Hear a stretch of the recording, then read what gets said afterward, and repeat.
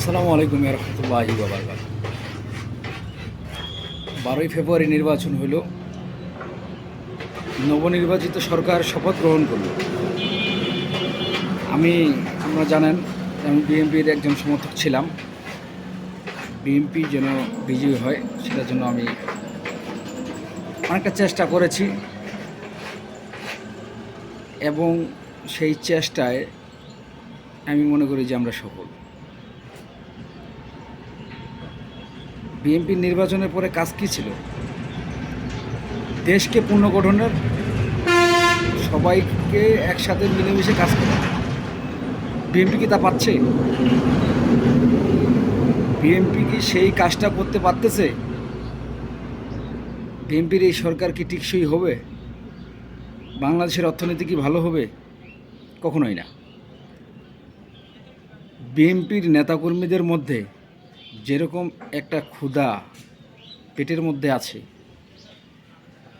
এরকম 10টা বাংলাদেশ যদি তারা খেয়ে নেয়, আমার মনে হয় তাদের ক্ষুধা শেষ হবে না। আজকে আপনারা একটা জিনিস লক্ষ্য করেন, আপনাদের আশেপাশে হাট, ঘাট, মাঠ এবং শ্রমিক পরিবহন, যত সমবায় সমিতি আছে, এক কথায় চাঁদার সেক্টরগুলা একটা ফাঁকা নাই। প্রতিটা জায়গায় বিএনপির ক্ষুদ্র লেভেলের নেতাকর্মী, আপনি হাটে দেখেন চাঁদাবাজি, ব্যবসায়ী চাঁদাবাজি সব জায়গায় করতেছে। বিএনপির ক্ষুদ্র যে নেতাকর্মী আছে সবাই। এখানে কি বিএনপির শীর্ষ লেভেলের নেতা কিছু করতে পারবে? কখনোই করতে পারবে না। যদি বন্দুকের নল মাথায় ঠেকিয়ে ধরে বিএনপির নেতাকর্মীদের পিছনে লাগে, কিছুই করতে পারবে না। এটা বিএনপির একটা কাঠামোর মধ্যে পড়ে গেছে, পারবে না। পঞ্চগড় 1 আসন, বিএনপির অত্যন্ত শিক্ষিত এবং ভদ্র একজন এমপি ব্যারিস্টার নওশাদ জমির, আমি নওশাদ জমির স্যারের দৃষ্টি আকর্ষণ করে বলতেছি, আপনি সবগুলোই লক্ষ্য করেন। যদি লক্ষ্য করতে না পারেন, আপনাদের চরম পরাজয় সামনে আপনাদের জন্য অপেক্ষা করতেছে।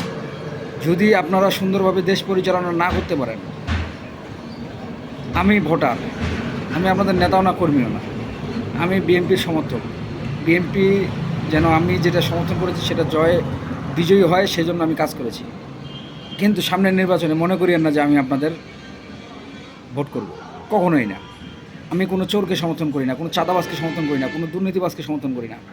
সবার আগে দেশ, আমার আগে আমার দল, পরিবারের আগে আমার দল, দলের আগে দেশ, সবার আগে বাংলাদেশ। এই স্লোগানটা আমি ধারণ করি। অবশ্যই আমি চাই আমার দেশ সুন্দরভাবে পরিচালিত হোক।